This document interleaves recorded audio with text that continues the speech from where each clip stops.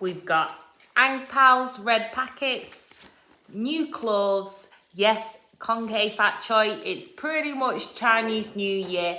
And here's how we celebrate as a family, a very blended family, don't we? So for us as a family, it's really important to keep different traditions alive, so different things going. For me, it's definitely important to mark Chinese New Year. Chinese New Year this 2024, if you're watching it, is on the 10th of February. So we tend to do a big family meal, Chinese Eve, the night before Chinese New Year. That's the kind of tradition, and it's around a table.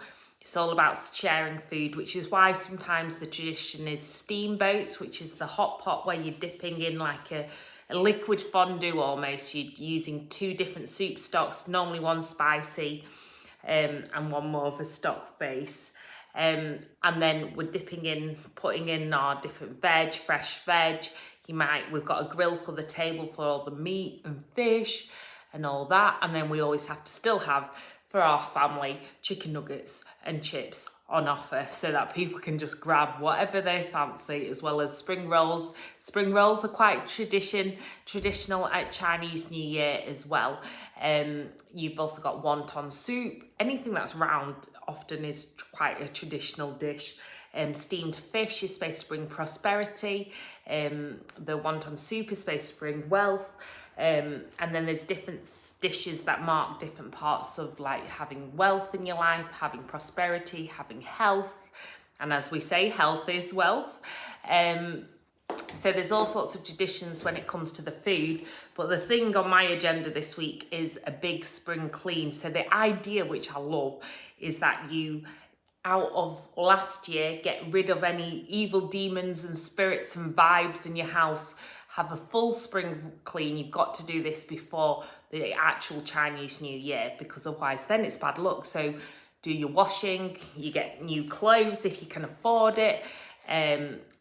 So it's out with the old, in with the new. Donate old clothes that you don't want, that no longer serve you. And then the red packets, where the kids get given money in these red packets. Or in the cost of living crisis, like I think I'm going to have to do, is some chocolate coins. Do you know those bargain ones from Christmas where you can now get them for 50p or 10p? Just shove them in. But it's whatever works for you. Hope you're all well, hiya. And so there's lots of different things. You might go to a Chinese, it's also called the Spring Festival. So you might go to a Chinese Spring Festival somewhere. They might have dragon dances or lion dances, different things to bring peace into the new year and to mark the celebration. Lots of lotus flower dancing. I love Chinese dancing as well. And martial arts there might be, and tons of food on offer.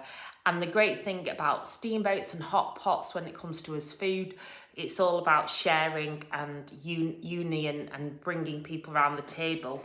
And I love hot pots because I love the tradition of it. So apparently these are from way back when the horsemen would take their shields, and then when they stopped all together and they parked up, when they stopped and parked up, they'd use the shield to grill the meat and then their helmet to boil the stock so that they could shove stuff in it. And I love all those traditions. We've just had Yorkshire Pudding Day as well. Being a Yorkshire Chinese family, well, Chinese and English family, with Yorkshire Pudding Day, the tradition of Yorkshire pudding, it used to be the leftover meat fat dripping down, creating the batter, which is why Yorkshire puddings used to be flat and square more often than not. Somebody's sleepy this Chinese New Year. So there's tons of ways, tons of free activities. You might want to make lanterns at home using paper. We like coloured paper or red paper.